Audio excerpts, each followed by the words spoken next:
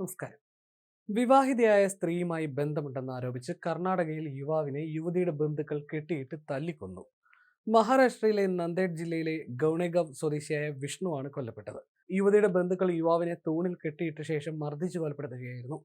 സംഭവത്തിൽ യുവതിയുടെ സഹോദരൻ ഗജാനൻ, പിതാവ് അശോക് എന്നിവരെ പോലീസ് അറസ്റ്റ് ചെയ്തു. കർണാടകയിലെ ബീദർ ജില്ലയിൽ ഈ മാസം 21 ഉച്ചയ്ക്ക് 3 മണിയോടെയാണ് സംഭവം. ഗ്രാമത്തിൽ ഒരാളെ കെട്ടിയിട്ട് മർദ്ദിക്കുന്നതായി ഉദ്യോഗസ്ഥർക്ക് വിവരം ലഭിച്ചിരുന്നു. തുടർന്ന് പോലീസ് എത്തുമ്പോൾ വിഷ്ണു അബോധാവസ്ഥയിലായിരുന്നു. ശരീരത്തിൽ ഒട്ടേറെ പരുക്കൾ ഉണ്ടായിരുന്നു.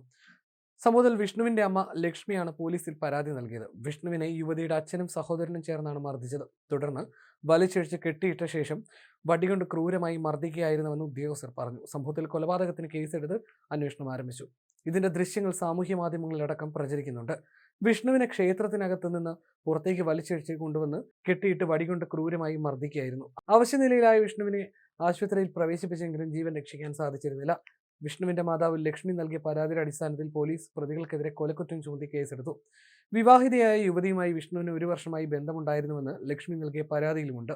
യുവതി ഭർത്താവിനെ ഉപേക്ഷിച്ച് വിഷ്ണുവിനൊപ്പം താമസിച്ചു വരികയായിരുന്നുവെന്നും പിന്നീട് വീട്ടുകാരുടെ സമ്മർദ്ദത്തെ തുടർന്ന് തിരികെ വീട്ടിലേക്ക് മടങ്ങിയെന്നും ഈ പരാതിയിൽ പറയുന്നു. ഈ സാഹചര്യത്തിൽ യുവതിയെ കാണാൻ വിഷ്ണു കൂട്ടുകാരുമായി നാഗൻപള്ളിയിൽ എത്തിയപ്പോഴാണ് പിതാവും സഹോദരനും ചേർന്ന് ക്രൂരമായി മർദ്ദിച്ചത്.